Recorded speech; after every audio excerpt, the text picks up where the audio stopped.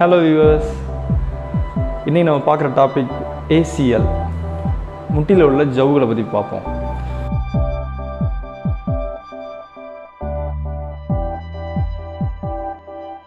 So முட்டியை பொறுத்த வரைக்கும், அதாவது நீ ஜாயிண்ட்டை பொறுத்த வரைக்கும் 2 எலும்புகள் மெயினாக அந்த ஜாயிண்ட்டை உருவாக்குது. இந்த ஜாயிண்ட் அதுக்கு ஸ்டெபிலிட்டி, ஸ்திரத்தன்மை தர்றதுக்கு சைடில் சில நிறைய ஸ்ட்ரக்சர்ஸ் இருக்குது. அதாவது லிகமெண்ட்னு சொல்கிறோம். அந்த மாதிரி எலாஸ்டிக்கான சில ஸ்ட்ரக்சர்ஸ் சைட்லேயும் உள்ளேயும் மெயினாக 4 ஸ்ட்ரக்சர்ஸ் அது ஸ்திரத்தன்மை கொடுக்குது. சைடில் உள்ள ஸ்ட்ரக்சர்ஸ் அந்த எலும்புகள் சைடில் விலகிறது தடுக்குது. நடுவில் உள்ள கிராஸில் இருக்க ஸ்ட்ரக்சர்ஸ் ஃப்ரண்ட்லேயும் பேக்லேயும் அந்த எலும்புகள் நகர்றது தடுக்குது.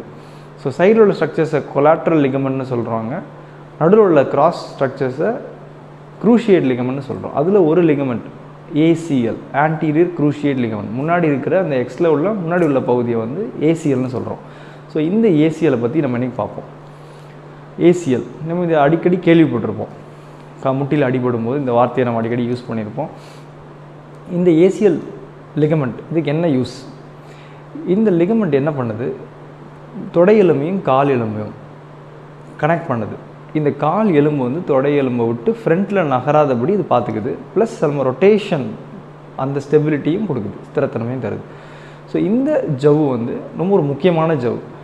இந்த ஜவ்வு சில நேரங்களில் அருந்துருது.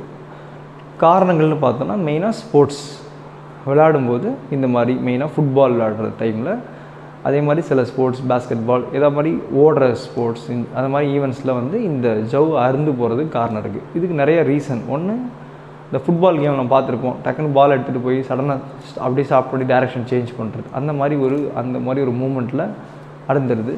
அதே மாதிரி கால் தொடை ஒரு பக்கமாகவும் கால் ஒரு பக்கமாகவும் திரும்பும்போது, வெவ்வேறு பக்கமாக திரும்பும்போது பிவட்டிங்னு சொல்கிறோம். அந்த மாதிரி ஒரு ஃபோர்ஸ்லேயும் இந்த ஜவ் அருந்துருது.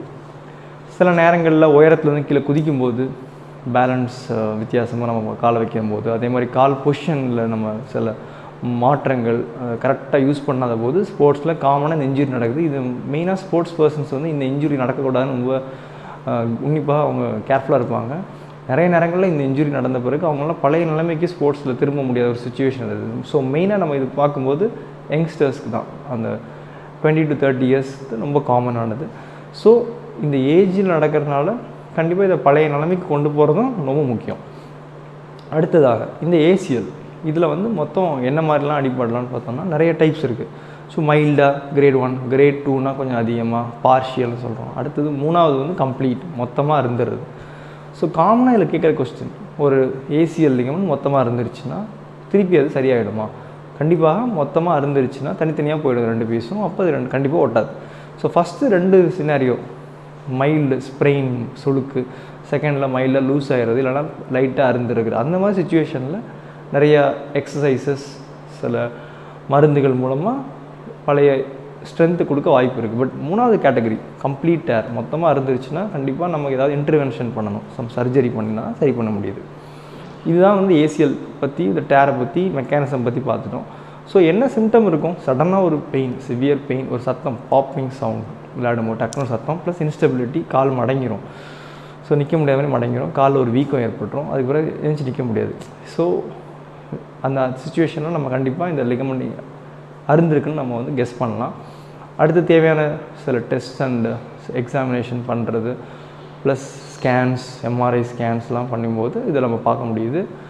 எக்ஸாமினேஷன்ஸ் நீங்கள் ஒரு டாக்டர் அணுகுனீங்கன்னா அவங்க சில டெஸ்ட் மாதிரி ஃப்ரண்ட்டில் இழுத்து பார்ப்பாங்க, வெவ்வேறு டிகிரியில் முட்டியை வச்சு அந்த மாதிரி இழுத்து பார்க்கும்போது அந்த மாதிரி அப்நார்மலாக எக்ஸ்ட்ராவாக கால் ஃப்ரண்ட்டில் நகருதா அப்படின்னு செக் பண்ணுவாங்க. ஸோ இதெல்லாம் சம் பாசிட்டிவ் சைன்ஸ் இந்த லிகமெண்ட் பிஞ்சிருக்கலான்னு. அடுத்து வேறு டெஸ்ட்டு நேரடியாக உள்ள கேமரா பொருத்தி டயக்னாஸ்டிக் ஸ்கோப்பின்னு சொல்கிற மாதிரி உள்ளே போய் நேரடியாக பார்க்குறது. ஸோ அதுலேயும் நம்ம இந்த லிகமெண்ட் இன்ஜுரியை கண்டுபிடிச்சிடலாம். So fine. ஸோ என்னென்ன ட்ரீட்மெண்ட்னு பார்ப்போம் நெக்ஸ்ட்டு.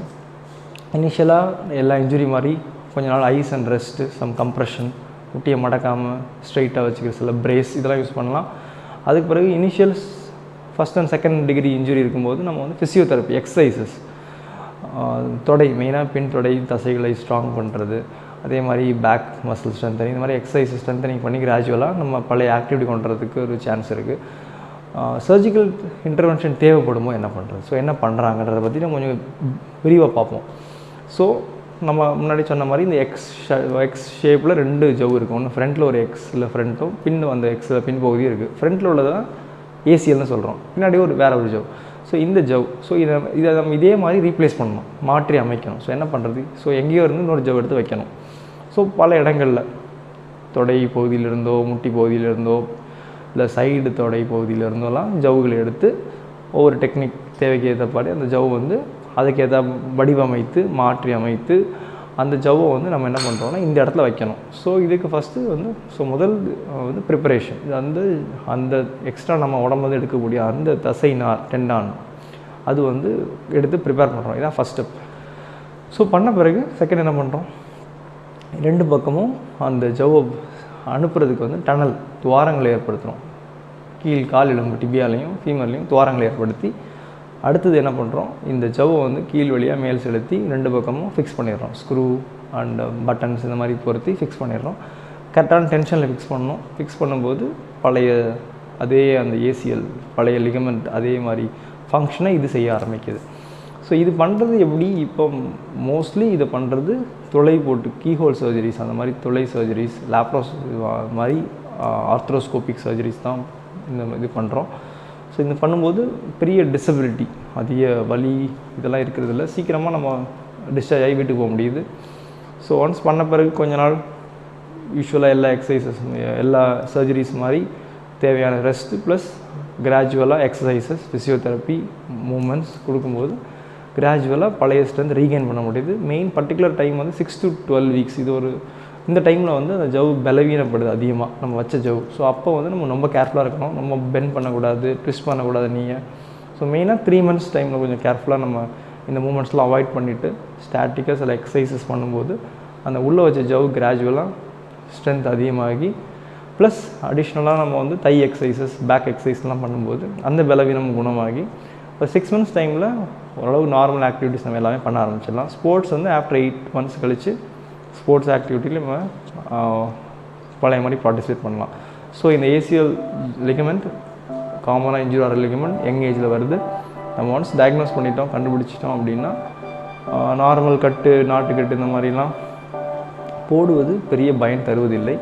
அது எக்ஸ்ட்ராவாக ஸ்டிஃப்னஸ் உண்டாக்கிற வாய்ப்பு இருக்குது. ஸோ அந்த மாதிரி ஒரு சுச்சுவேஷன் நம்ம இருக்குது, நமக்கோ தெரிஞ்சவங்க இருந்தால் கண்டிப்பாக நம்ம வந்து அதுக்கான கரெக்டான ட்ரீட்மெண்ட் அணுகுமுறையை நம்ம வந்து சூஸ் பண்ணோன்னா அந்த லிகமெண்ட்டை பழைய மாதிரி பக்காவாக நம்ம வந்து ரெடி பண்ணி நீக்கு பழைய ஸ்ட்ரென்த்து கொடுத்து பழைய மாதிரி எல்லா ஆக்டிவிட்டியும் பண்ணுறதுக்கு 100% சான்ஸ் இருக்குது.